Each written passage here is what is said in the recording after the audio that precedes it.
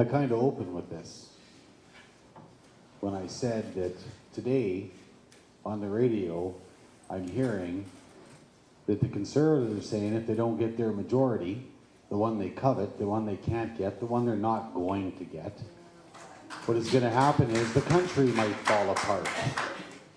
I followed along with the rest of you when the Facebook deal happened, when they tossed the two out. And let me relate something to you real quick, because I know I got 3.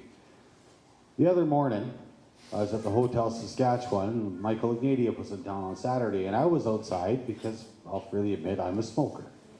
So I went outside and about 800 feet down the road, almost in a back alley, because that's where I got to go, fair enough.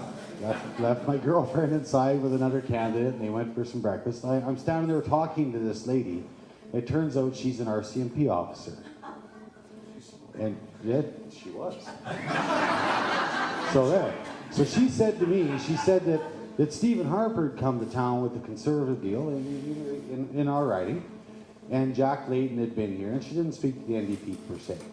But she said the difference in the briefings between the 2 visits was astounding to them, because they kept waiting from Ignatieff, from Donalow and Ignatieff's people for, okay, what do we want to do, what the structure was, how we were going to do it, and we were at the Hotel Sask, and we were going over the Brand Center. This is how these things work. We're at the powwow, going through it. She says we kept waiting for, okay, if the shoe to drop, what do we need to do? And they're just basically asked the question, what are you talking about? Was the answer from my party. It's an open function. I believe it was in the newspaper. I believe anyone who wanted to go down and meet Michael and meet the rest of the candidates for Regina was welcome.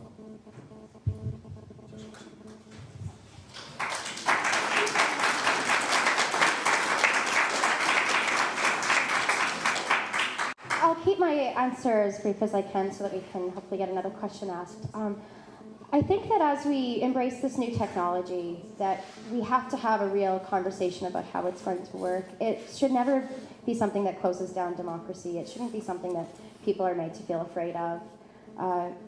And I think that one of the things I've already experienced is a fair amount of online bullying, which is separate from your question but ties into it.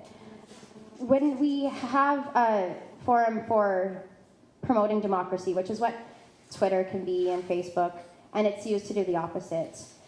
We have to recognize that it does put us at risk, and that we need the right leadership in place to ensure that citizens' interests are being put first, no matter what. And I really am. I think I'll leave it at that, but I think that for really to put the fear into it, I think the only thing that we should be very afraid of is a Harper majority government, because that is what's going to undo this country, if it hasn't already.